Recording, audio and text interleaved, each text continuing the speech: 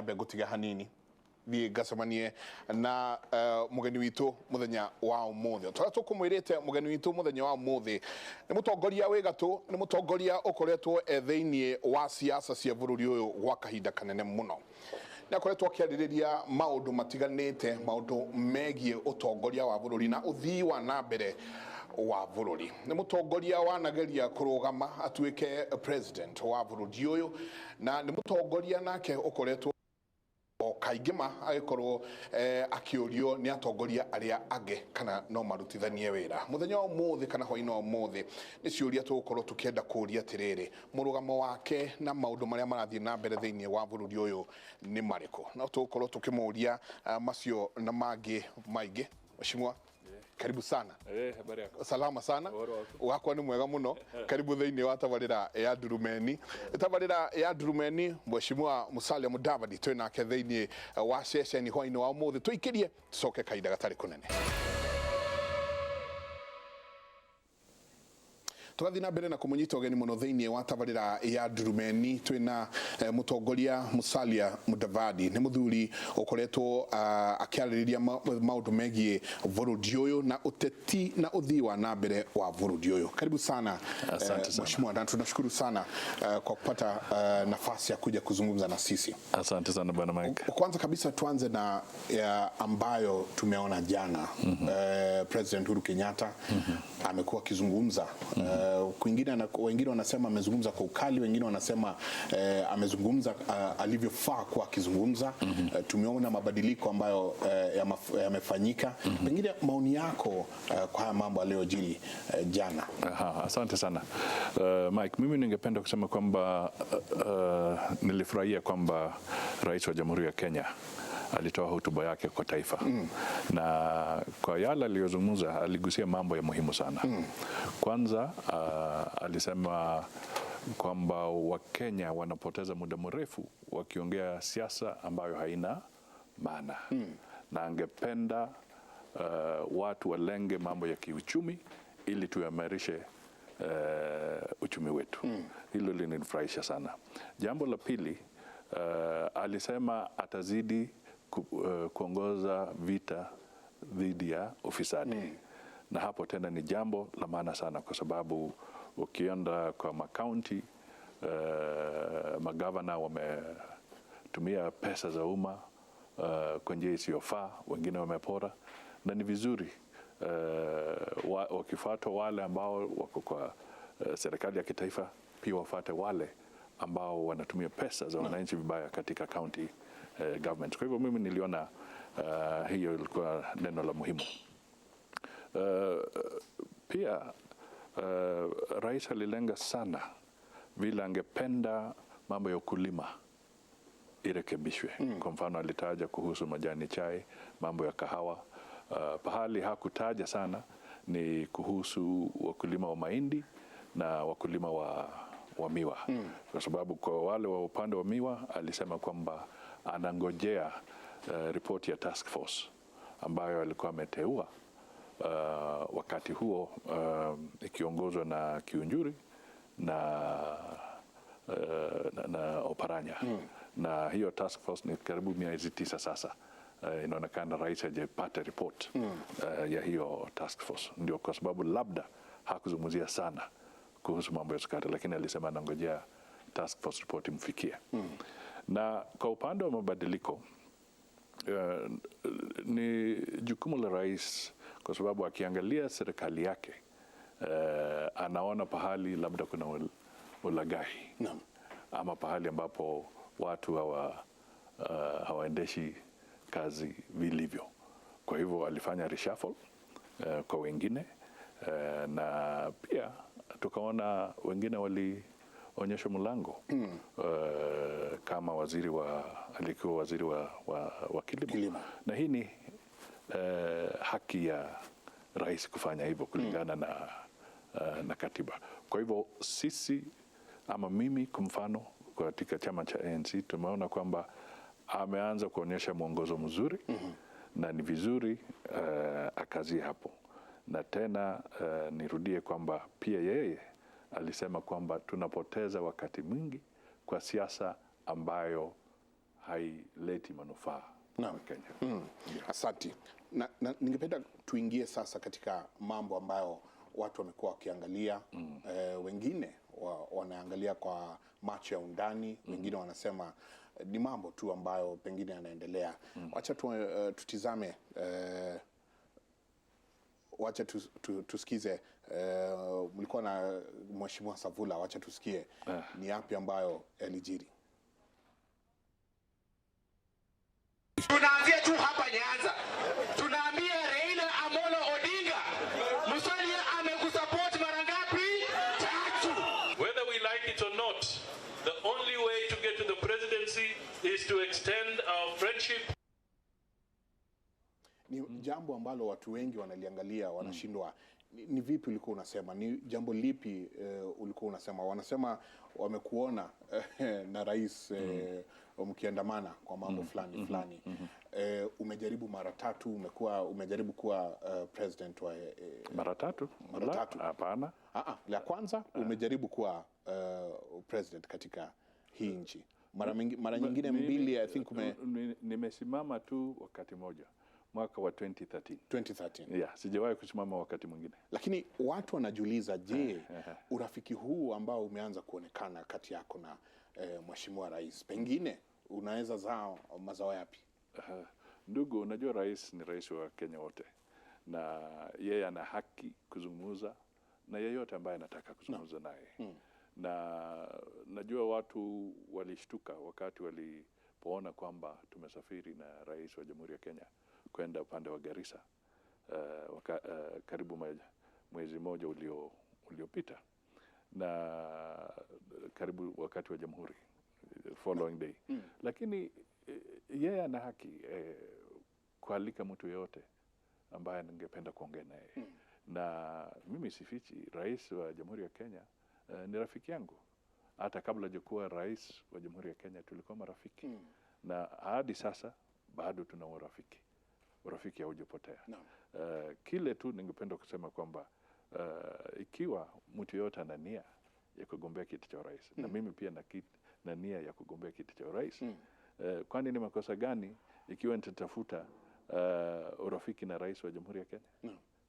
Kwa hivyo mimi sioni shida lolote kuwa na urafiki na rais wa Jamhuri ya Kenya. Kwa hivyo una nia ya kuwania kiti cha urais? Hiyo nimetangaza.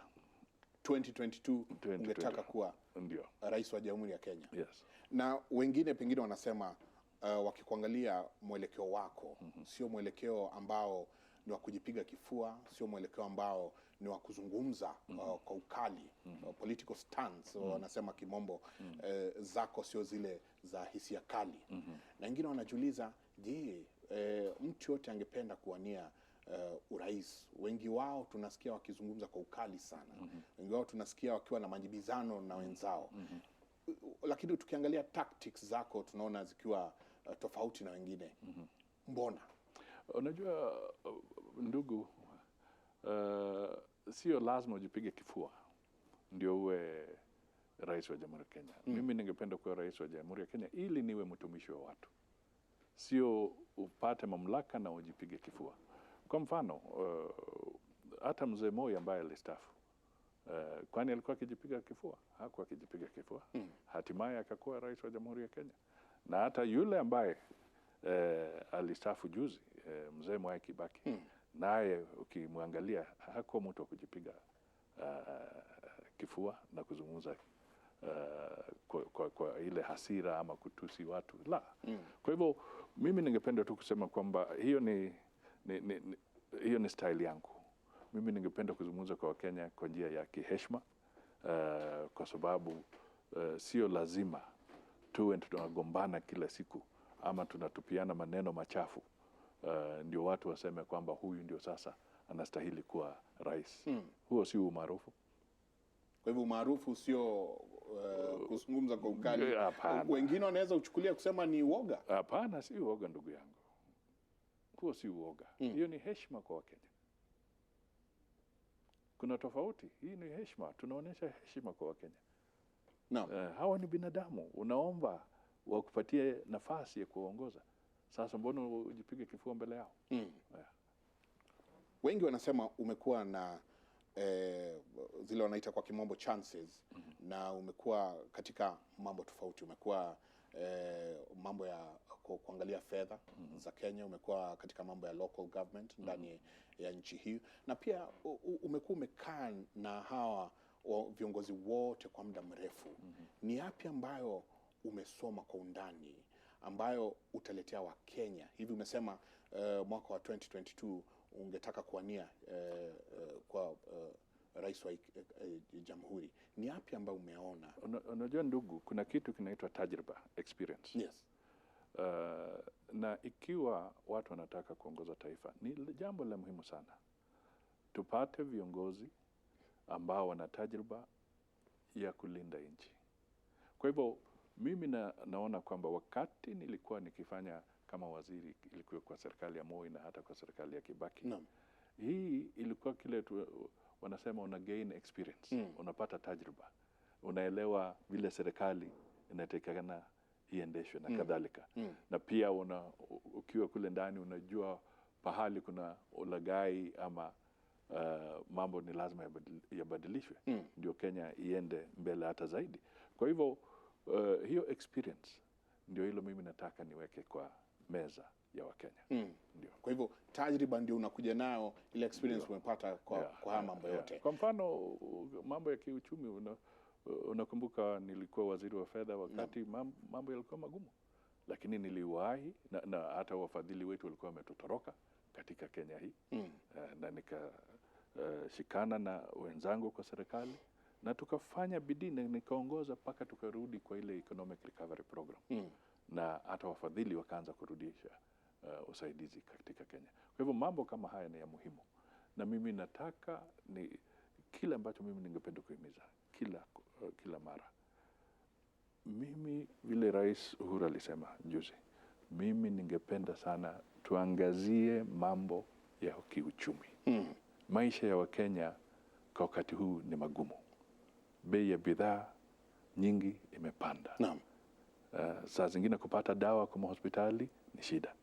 Hata yeye mwenyewe akasema, hata ile msimamo kwa mambo ya NHIF, akaambia kamati bodi ya NHIF tupilie mbali ama wasubiri kuongeza ile program walikuwa nataka kuleta, kwa sababu ilikuwa inaonekana itanyanyasa Wakenya na wengi watashindwa kwenda kwa matibabu. Kwa hivyo mambo kama haya ndio mimi nasema ni wakati wa Wakenya kuangalia. Tukienda kwa siasa kila siku, tunasaidia Wakenya vipi, na hata rais mwenyewe atafanya kazi yake wakati gani? Naam. Mpatie dakika moja tu. Nataka tuzame tu kidogo na tuikirie na tugithie na mbere no tuguthie na mbere na kuria ciuria itiganite. Ni tuko tukiuria, tutazungumzia juu ya BBI, tutazungumzia juu ya handshake. Wengine wanauliza kwa nini uliachwa nje ya handshake, na maoni yako ni yapi kulingana na mambo yote? Na je, rais wa Kenya akikuuliza umshike mwingine mkono mwaka wa 2022 utakubali? Ni mambo tutakuwa tukiuliza wakati sio kwa mrefu. Tuikirie tusoke kaida gatari kunene.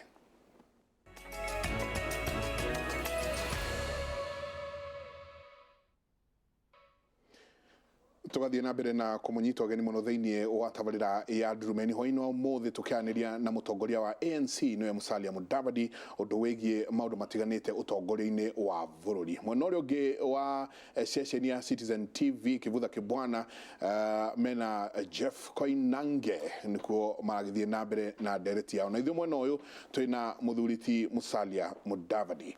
Asante sana. Maoni yako kuhusu BBI? Wengi wanasema BBI imeletwa itatenganisha wengi, na tumeona vikundi vingi vikijitokeza ambavyo hawa wanasema hivi, wengine wanasema hivi. Maoni yako kwa Kenya kuhusu BBI? Kwanza ningependa tu kusema kwamba juzi wakati Rais wa Jamhuri ya Kenya alipozindua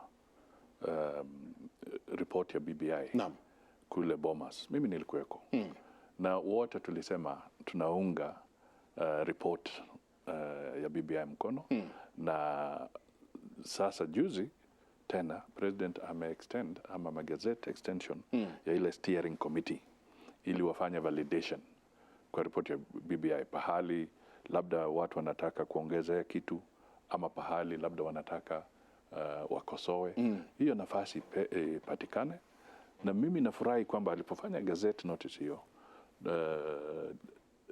nangoja kwa sababu subira uvuta heri. Mimi nangoja kwamba kamati ama steering committee itatoa utaratibu hivi karibuni ya wale ambao wako tayari kama Wakenya waende watoe maoni zaidi ya kuhusu validation ya hiyo report. Lakini ningependa kuhimiza kwamba ni vizuri hii report isambazwe kwa Wakenya kwa sababu mpaka wa sasa Wakenya wengi hawajawahi kuona hiyo report. Kwa hivyo validation process ikianza, ni vizuri ianze kama Wakenya wamepata nafasi ya kuangalia hiyo report. Lakini mimi nimesema kwamba wakati validation committee itaanza, tutafuata utaratibu wa validation ya steering committee, na mimi na wengine wengi tutakuwa tayari kwenda kutoa maoni yetu. Kile ambacho Mkenya yoyote ambaye ana nia njema ni kusema kwamba tusitumie report ya BBI kugawanya Wakenya ama kuleta siasa ambayo haina maana. Sisi wote ni binadamu, sisi wote ni Wakenya, na lazima tujue kwamba tutakuwa na maoni tofauti. Kwa hivyo tusikizane, tujadiliane, tushauriane ili yale ambayo yatakuwa ya mwisho kwa ile process ya validation itakuwa yale ambayo yatafurahisha Wakenya wengi. Kwa hivyo hapo ndio lengo langu. Ukiona mimi nikisema tafadhali tusirushiane mambo, ukweli wa mambo watu walikuwa wameanza kurusha mambo kiholela. Hata hawajadiliani kuhusu ripoti yenyewe. Sasa ni kugongana tu. Kwa hivyo hiyo ni siasa ambayo inaweza leta shida, kwa sababu inaweza leta ukabila, uzidi ama nini, na ituharibie. Na isitoshe, ni lazima tuangalie BBI ilikuja kwa nini? BBI ilikuja kwa sababu tumekuwa na shida mwaka nenda mwaka urudi. Tunakuwa na shida ya mambo ya uchaguzi. Hata vile Uhuru alipozungumza kule Bomas alisema kulikuwa na utata 1992, tukawa na utata 1997, 2002 yeye alipo kubali matokeo ya ile uchaguzi ambao Kibaki alichaguliwa. Shida zikapotea, hatukuwa na utata. Alafu tena utata ukarudi 2007 na utata tena ukarudi 2017. Kwa hivyo kuna pattern ambayo imekuwa ikionekana kwamba mambo ya management ya uchaguzi wetu katika Kenya inastahili kuangaliwa. Na katika mambo ya BBI mimi ningependa kutilia mkazo tena mambo ambayo yataweza kuimarisha maisha ya Mkenya. Sio tu kwa mambo ya kisiasa, lakini pia kwa mambo ya kiuchumi. Na tumeona saa zingine wakati hisia zinatokea ni kwa sababu mtu anafikiri kwamba kuzungumza BBI ni kupatia mtu mamlaka. Ama kuzungumza BBI ni mtu fulani lazima apate cheo fulani. Tukienda hivyo tutapoteza nafasi ya kujadiliana kwa njia inayofaa. Kwa mfano sasa watu wanasema labda tunataka parliamentary system. Parliamentary system unataka ya aina gani? Lazima tuzungumze. Ama tunataka mfumo kama ule wa South Africa ambao utakuwa na mixed proportional system. Kwa hivyo kuna mambo ambayo yatahitajika kuzingatiwa, na haya ni lazima Wakenya tuwe watulivu na tupate structure nzuri ya BBI, program ya BBI na timetable ya BBI ili tutoe maoni yetu kwa njia nzuri. Maoni yanaendelea kutolewa. Pengine mwelekezi wangu Winnie atanichezea clip moja tu ambao watu wamekuwa wakizungumza. Tusikize Winnie. Kila mtu 2022. Baba yake ni Uhuru Kenyatta. Mnaelewa? Wewe ukitaka msichana kuoa ama kuleta kwa nyumba kuzalia watoto, utatukana baba yake? Kuna dribble, Uhuru ako na mpira kwa miguu yake na dribble. Juzi ameangalia Musalia kidogo akamwambia twende Garissa kidogo.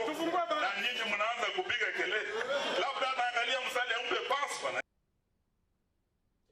Ni mambo ambayo yanazungumziwa kuhusu muungano wa Waluya. Tukiangalia katika tarakilishi nyingi tunaona Wakikuyu wanaanza kwa wingi wanaopiga kura, alafu Waluya wanaingia nafasi ya pili kwa wingi wanaopiga kura. Lakini mara nyingi wanasema watu hawaungani. Na swala ibuka ni je, wewe utaweza kuunganisha? Ndugu, demokrasia ina mambo mengi. Unajua kuna wakati kwa mfano katika eneo hata la kati, mimi nakumbuka Kibaki alisimama, Matiba alisimama na kadhalika. Hata wakati Uhuru alikuwa akiingia 2013. Kuna 2013. Yeah. Kulikuwa na jamii ama Wakenya wengine wa jamii ya kutoka Central Kenya ambao pia walisimama. Lakini hawezi ukasema kwa sababu wamejitolea basi jamii hiyo imetawanyika. Hapana. Kile ambacho ni cha muhimu ni kwamba mimi ningependa kuhimiza, ikiwa tunataka tuunganishe watu, tuunganishe ili wainue maisha yao, lakini isiwe tunataka waungane ili wazuie wengine. Naam. Hiyo ndio kosa ambayo sisi tunasema katika taifa letu, tusiwe hivyo. Lakini mimi na imani kwamba Wakenya wengi wa eneo ya magharibi wana imani na siasa ambayo mimi natekeleza kwa wakati huu. Ndio. Ukizungumzia watu kutoka Central Kenya ambao wanatutizama leo usiku, wengi wao wanasema wale ambao wamepatia vyeo, wale ambao wamepatia viti, wale ambao wamepatia kazi ya kwenda kuwatetea, wakifika pale mbele inakuwa tena mpira unakuwa mwingine, inakuwa ni vuta ni kuvute, kila mtu anavuta kwake. Je, ukizungumzia central leaders na mgawanyiko ambao umekuwa, wewe umekuwa umesema una tajriba, umekuwa ukiangalia siasa, ni wapi ambapo hawaendi vema? Nadhani kile kinawasumbua labda wanasiasa katika eneo la kati ni wasiwasi kwamba itakuwaje ikiwa sasa muhula wa Uhuru unaelekea kuisha, utakuwa umekwisha. Watasimama vipi? Kwa hivyo kuna wengine wanajaribu kukimbia hapa na pale, wafikiri labda hapo ndio watapata nini nafuu. Kile tu ningependa kuhimiza ni kwamba jukumu lao la kwanza ni kwamba wahudumie wananchi ambao waliwachagua, kwa sababu kulingana na katiba wakati utafika wa uchaguzi 2022 utafika. Lakini mimi ningependa kuhimiza kwamba ni lazima washukuru Mwenyezi Mungu, kwa sababu rais wa Jamhuri ya Kenya anatoka kwa jamii yao. Ingawa ni rais wetu sisi wote kama Wakenya, lakini ni mzaliwa wa Central Kenya. Lakini wengi wanasema ingawaje ametoka upande wao, hawajaona matunda yote, haoni lolote ambalo linakuja kwao. Ndugu, unajua saa zingine siasa zinatupwa kwa njia isiyofaa. Kweli wanaweza sema kwamba ukiangalia budget ya Kenya wakati huu, utaweza kusema kwamba hakuna pesa ambazo zimetengwa kuhusu mabarabara katika eneo la kati. Mimi nimetembea huko na mabarabara nyingi zimerekebishwa. Kwa hivyo na zingine zinazidi kupata hiyo tarmaking. Kwa hivyo ni vigumu sana. Sisi wengine tunashangaa wakati wanasema kwamba rais wa jamhuri hajafanyia chochote. Hata kwa hotuba yake alikuwa akisema kwamba anatenga pesa kuhusu kahawa ametenga pesa kuhusu mambo ya maziwa na kadhalika. Kwa hivyo ni juhudi lao kuzungumzia, lakini wakisema kwamba rais wa Jamhuri ya Kenya hajafanya chochote katika eneo ya kati, huo ni uongo. Wengi wanasema umejitolea kwa wakati mwingi. Wakati mmoja ukasemekana ilikuwa ukue uchaguliwe ukue president, ambapo kikundi ambacho kilijitokeza sema ungekuwa president Mheshimiwa Uhuru Kenyatta na angekuwa mengine, lakini naye akajitokeza akasema hatukuzungumza hayo, lakini kumesemekana walikuja kwako mkakaa mkazungumza. Swali ambalo watu wanauliza ni je, wakati huu tukienda 2022, umesema ungetaka kuwania kiti cha urais, kukija mtu mwingine yote ambaye atasema muungane mkono, wewe usiwe rais, yeye awe rais na ukwe naibu wake, utaitikia? Ndugu, wanasema kwa kimombo once bitten twice shy. Kwa hivyo kama kuna mtu yoyote anataka kuzungumza, tutazungumza, lakini tutakuwa macho na chonjo. Lakini je, mimi tayari nimetangaza nataka kugombea kiti cha urais. Kwa hivyo majadiliano yote ambayo tutakuwa nayo, atakuwa akijua kwamba mimi lengo langu ni kutafuta kiti cha urais. Kulingana na katiba. Na kwa wakati huu katiba yetu haijabadilishwa. Kama itabadilishwa baadaye ama baada ya BBI, hilo ni jambo lingine. Tutazungumzia ya hayo ikiwa tutakuwa tumebadilisha hiyo katiba. Lakini kwa wakati huu katiba is very clear, na ikiwa tutajadiliana na watu coalitions ama nini, hiyo tutakuja kuzungumzia baadaye. Kwa hivyo yoyote angetaka kuzungumza na wewe, ni azungumze naye akijua wewe unawania kiti cha urais. Basi hapo umeguza pahali mimi nataka.